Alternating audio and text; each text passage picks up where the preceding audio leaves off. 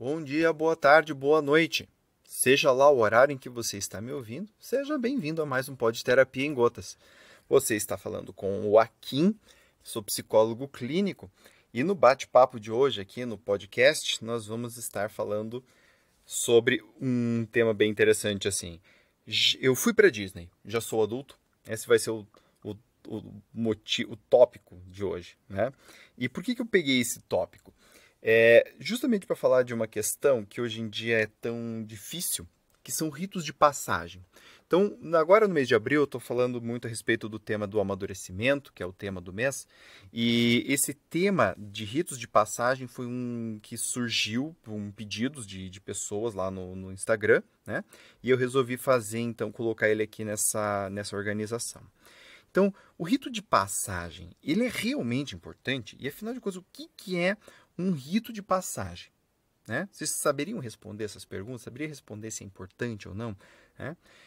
Então, por exemplo, o fui para a Disney, né?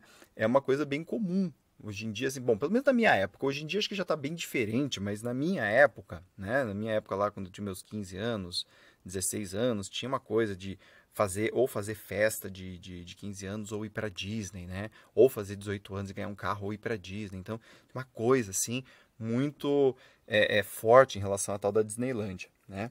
Agora acho que já está bem diferente, porque a galera vai para Disneylândia torto e direito, né? Então já está uma outra época, mas assim, de uma certa forma isso também fala a respeito dos ritos de passagem, porque assim, qual é o rito de passagem que a gente tem hoje para definir o adulto, né? Para definir o adolescente? Será que existe? Então, algumas questões são importantes quando a gente vai falar de rito de passagem, que é assim, uma questão da cultura versus a biologia. Então, o rito de passagem, ele não é apenas algo cultural.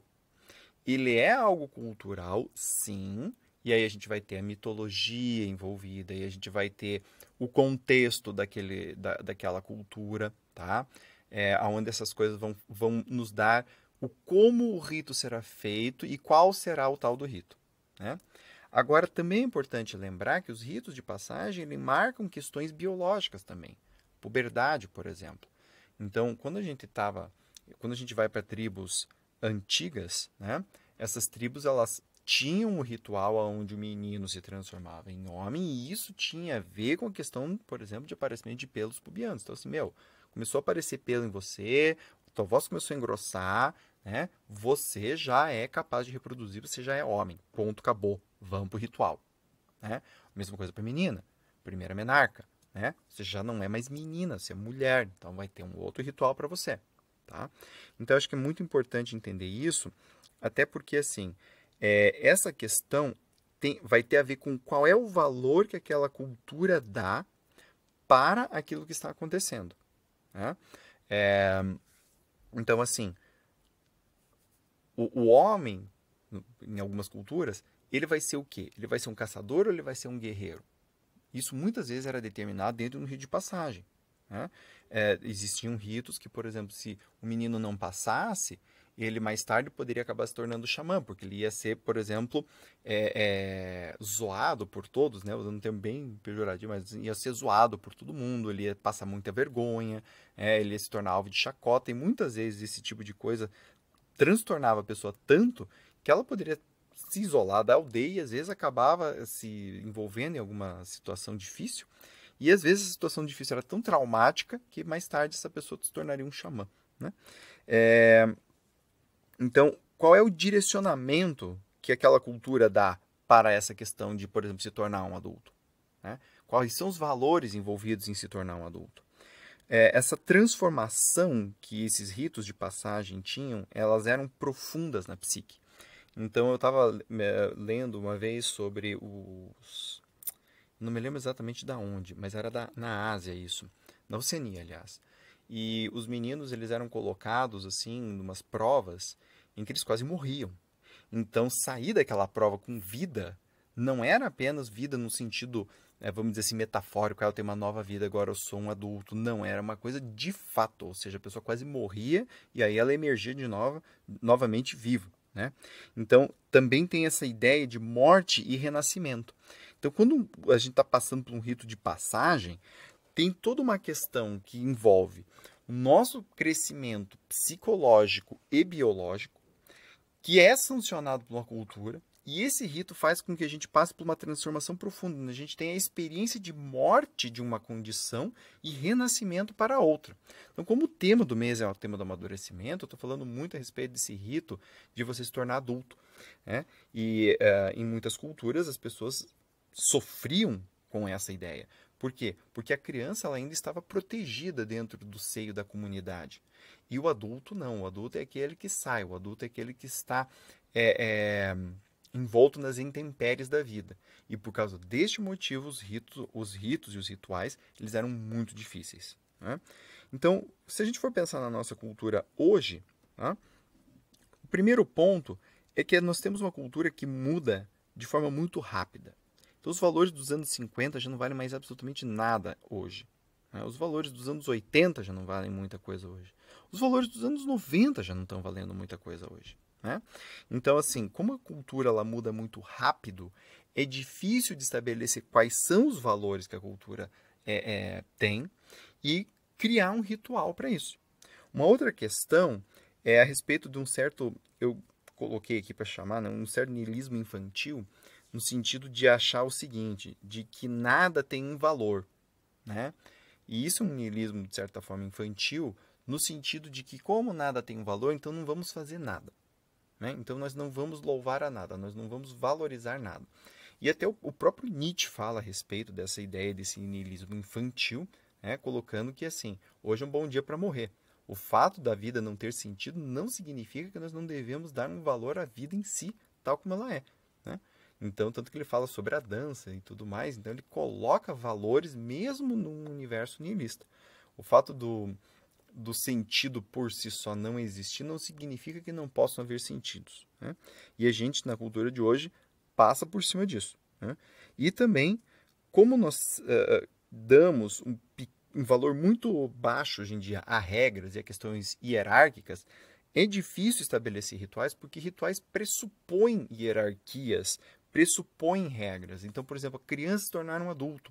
A gente está falando de uma hierarquia aqui, né? E essa hierarquia vai supor regras. Então, a partir do momento que a gente tem uma dificuldade em colocar regras, uma dificuldade em colocar hierarquia, também teremos uma dificuldade em criar ritos, né? E um ponto final é que, como nós prezamos uma cultura de comodidade, uma cultura de tranquilidade, uma cultura onde ninguém se machuca, onde tudo é lindo, tudo é belo, né? A gente perde o principal aspecto do rito, que é a transformação profunda, esse sentimento de morte e renascimento, né? Então a gente não tem mais isso.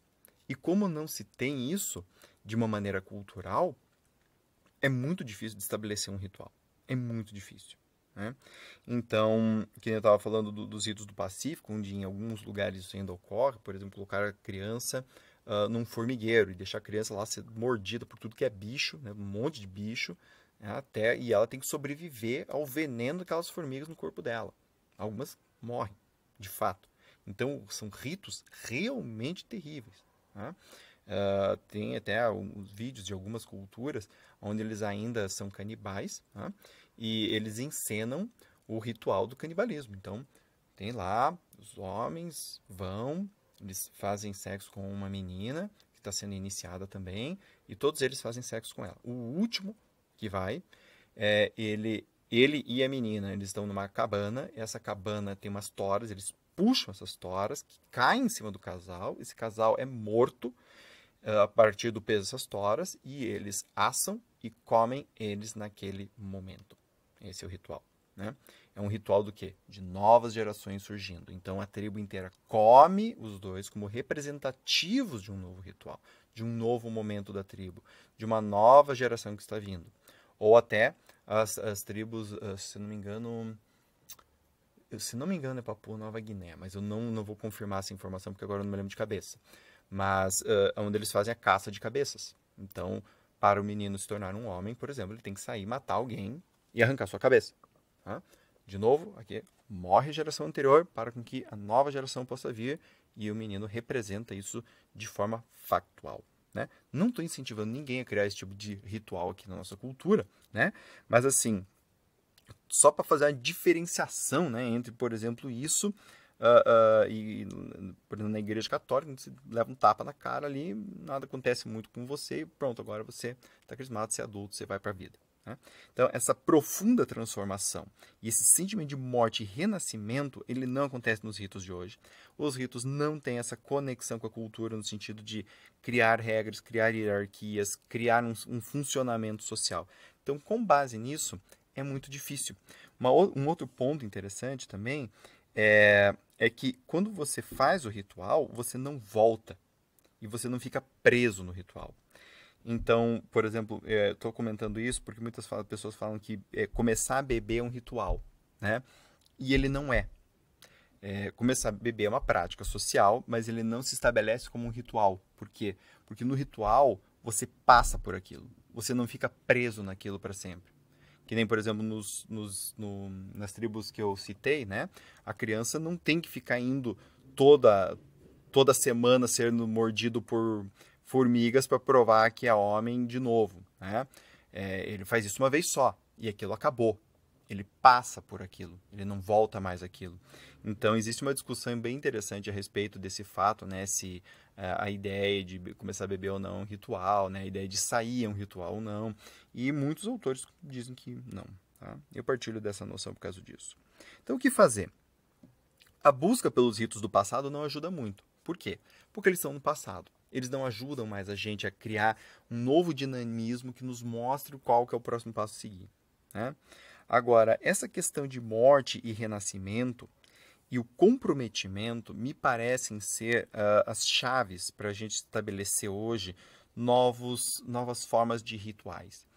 E do jeito que a nossa cultura anda, a única coisa que eu consigo entender que seriam rituais que a gente poderia entender seria uma classe de rituais que são mais pessoalizados. Né? Ou seja, elas têm que fazer sentido, muito sentido para a pessoa e para um grupo ao qual ela pertence.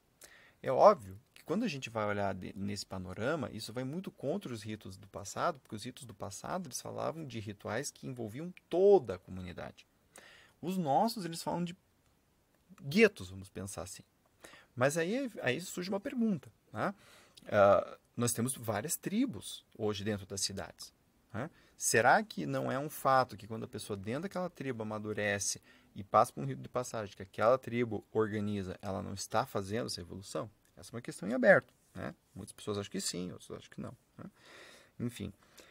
Então, o que fez você... Qual é o tipo de rito, qual é o tipo de desafio que faria você morrer para uma forma mais infantil, por exemplo, e renascer para uma forma mais adulta? Isso envolve um grande comprometimento. Né? Uma mudança psicológica profunda.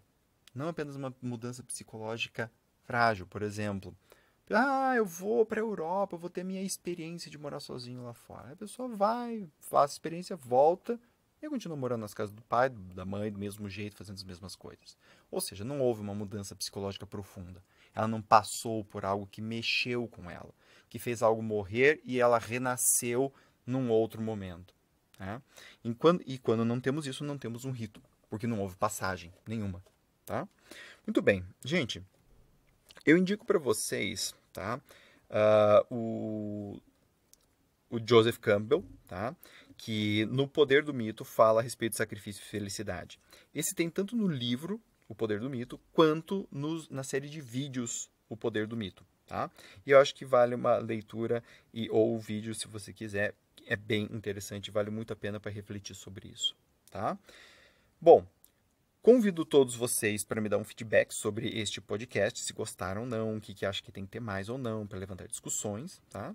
E também para conhecer o meu canal no YouTube, joaquimr.neto, o Facebook e o Instagram, né, para me seguirem lá, o meu blog, né, que está dentro do meu site, que agora em abril veio com cara nova, que é o www.aquimneto.com.br, e para conhecer os meus livros, o Psicoterapia em Gotas 1 e o Psicoterapia em Gotas 2, Emoções à Flor da Pele. Tá bem?